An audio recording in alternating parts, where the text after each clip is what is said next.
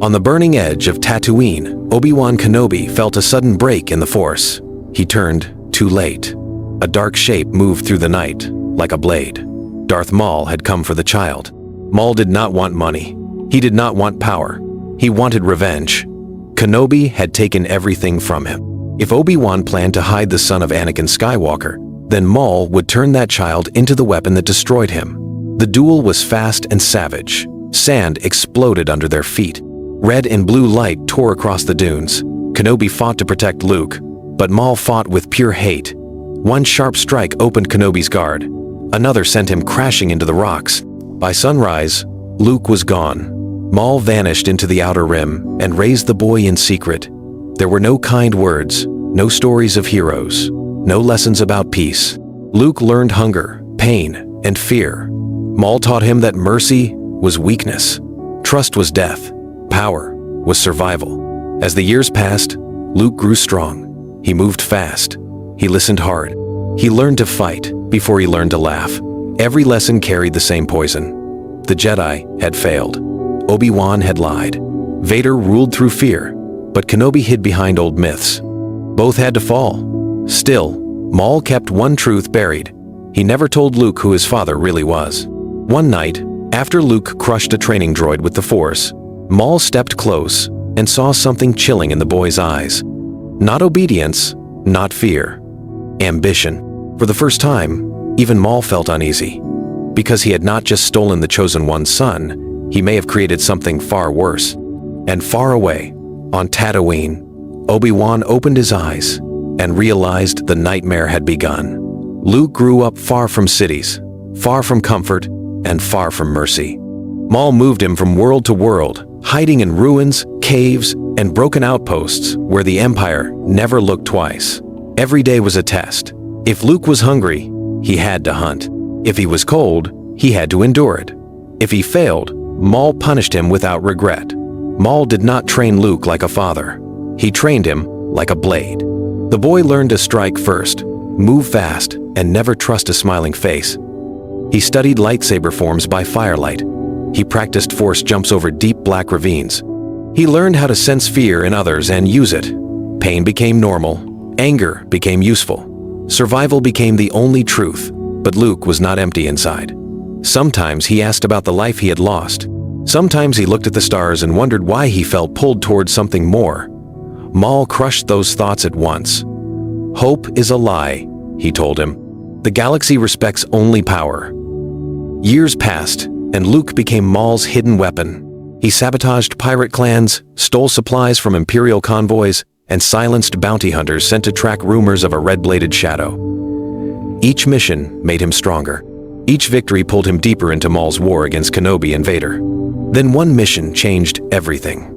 On a remote Imperial listening post, Luke faced an Imperial officer who refused to beg. Instead, the officer stared at him and said, "You fight like a Jedi, but your eyes belong to a Sith." Luke killed him, but the words stayed with him. For the first time, doubt entered the weapon Maul had forged. And when Maul sensed that doubt, he knew the next lesson would have to be crueler than ever. For the first time, doubt entered the weapon Maul had forged. And when Maul sensed that doubt, he knew the next lesson would have to be crueler than ever. The Empire did not ignore patterns forever. Across the Outer Rim, small garrisons vanished. Supply ships burned. Informants disappeared without a sound. At first, Imperial officers blamed pirates, rebels, or local crime lords. But the reports kept returning with the same strange details. A red blade, a second shadow, and survivors too terrified to speak clearly. On Coruscant, the pattern reached the desk of Darth Vader. He studied the battlefield images in silence. The strikes were fast, precise, and personal. This was no random insurgency. Someone was training an apprentice in secret. Someone who hated the Empire enough to cut at its edges instead of claiming territory. Vader already knew the answer before the name was spoken.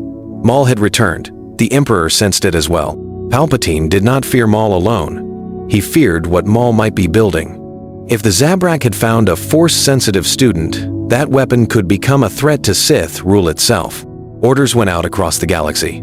Probe droids swept old trade routes. Inquisitors searched hidden worlds. Bounty hunters were promised fortunes for one living target, Maul's unknown apprentice. Luke felt the pressure before Maul admitted it. Safe houses were gone, contacts vanished, Imperial patrols arrived too quickly. Even the Force felt tighter, as if the galaxy itself were closing a fist around them. Luke wanted to stand and fight. Maul refused. "Not yet," he said. A weapon revealed too soon is a weapon wasted. Then the trap snapped shut. On the moon of Draskell, Luke and Maul entered an abandoned depot and found it lit by Imperial floodlights. Troopers sealed every exit. An Inquisitor stepped forward, red blades spinning, and smiled. Behind him, a shuttle door opened. Darth Vader had come in person. And for the first time, Luke felt truly seen exposed. Darth Vader had come in person. And for the first time, Luke felt truly seen exposed. Luke did not freeze when Vader arrived. He moved on instinct. The Inquisitor lunged first, spinning his double blade through the smoke, but Luke met him with raw speed and buried his saber through the man's guard. Troopers opened fire at once. Red bolts filled the depot. Luke threw out both hands and hurled crates, steel beams, and bodies into their lines. Men slammed against walls. Armor cracked. The room became chaos. Maul watched with grim satisfaction.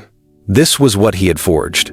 Not a student, not a son, a storm. He cut down troopers on the flank while shouting for Luke to stay focused. But Luke was already slipping deeper. The fear he felt when Vader stepped from the shuttle twisted into rage. Rage became power, and power became hunger. The depot lights burst overhead. Fuel cells exploded. Imperial troops tried to fall back, but Luke chased them through the fire. He ripped blasters from their hands. He crushed a walker leg with the Force. When an officer begged for mercy, Luke answered with silence and a killing strike. Even Maul paused at that. Then Vader entered the fight. He did not rush. He walked through smoke and sparks like a machine of war. Blaster fire bent away from him. Flames reflected off black armor. Luke attacked first, screaming, blade crashing down with all the fury Maul had fed inside him. Vader blocked every strike. Heavy, calm, unshaken. With each clash, Luke felt something strange. Not weakness, recognition. Vader's power felt familiar, like an echo buried in his blood.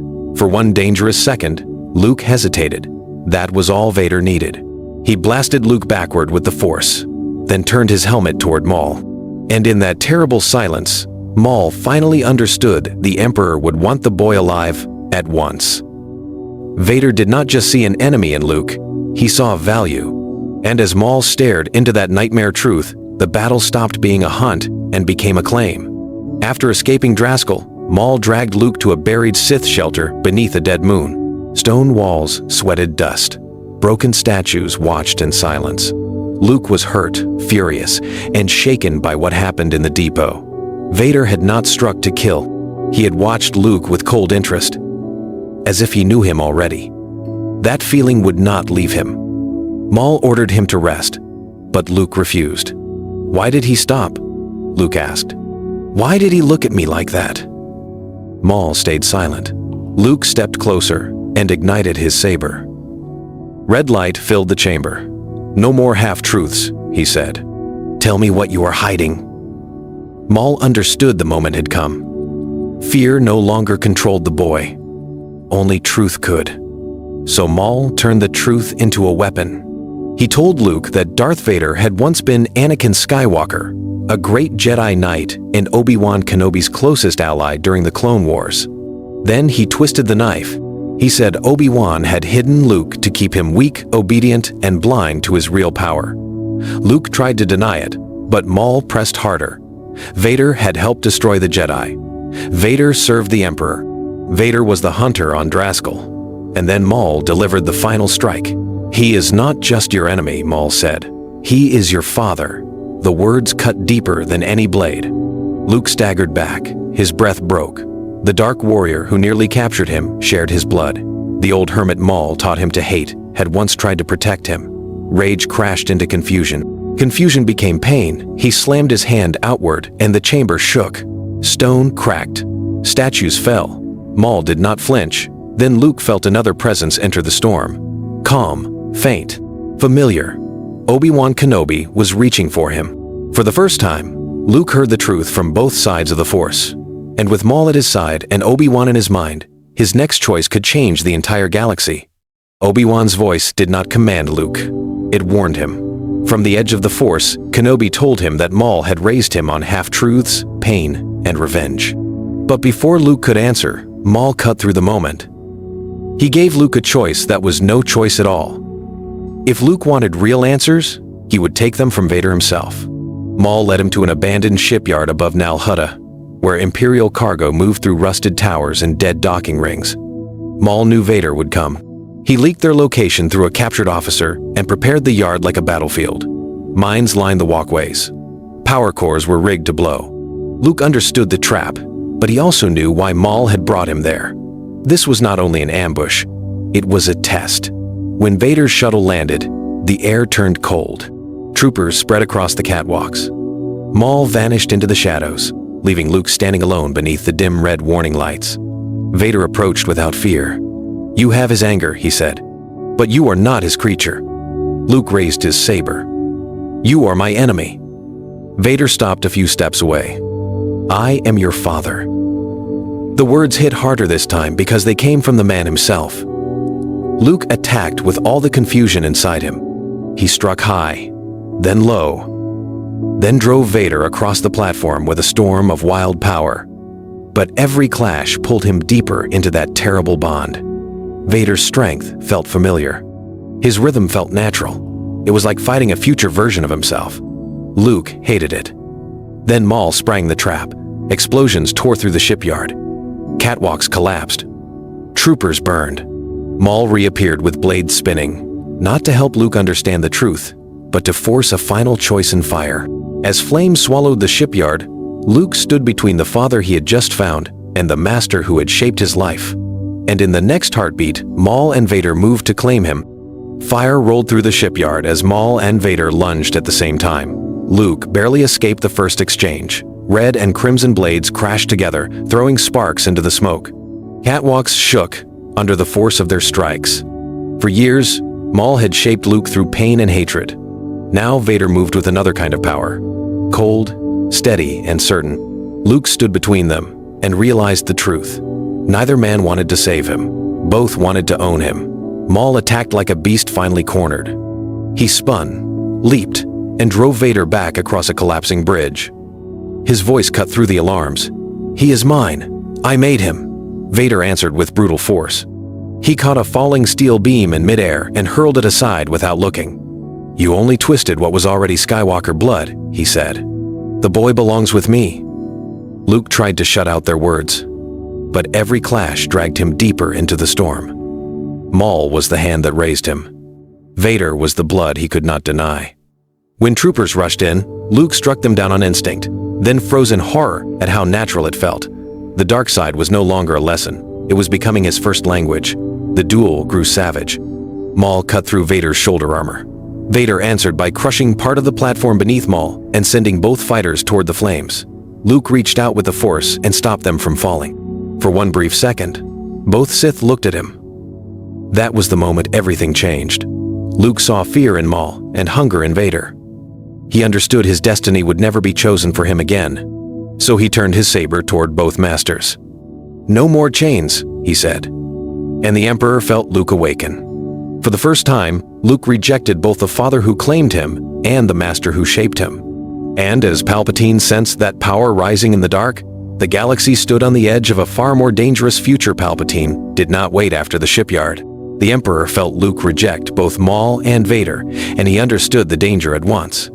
A Skywalker who served no master could shatter Sith rule forever. Orders raced across the Empire. Vader was summoned to Mustafar. Every nearby fleet was told to seal the system.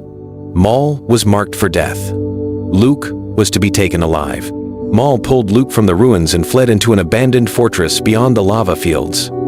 Black ash drifted through broken halls. The heat never slept. There, Maul tried to seize back control. He said the moment had finally come. Sidious was exposed. Vader was wounded.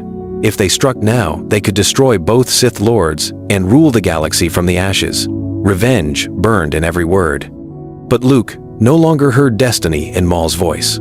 He heard obsession. All his life, Maul had fed him pain, sharpened him with fear, and aimed him at other men. First, Obi-Wan, then Vader. then the Emperor. Luke finally saw the pattern. Maul did not want Luke to be free. He wanted Luke to become the last blade in his private war. Before Luke could answer, Vader arrived. He came alone, stepping out of his shuttle into the red light of Mustafar. No stormtroopers followed him inside.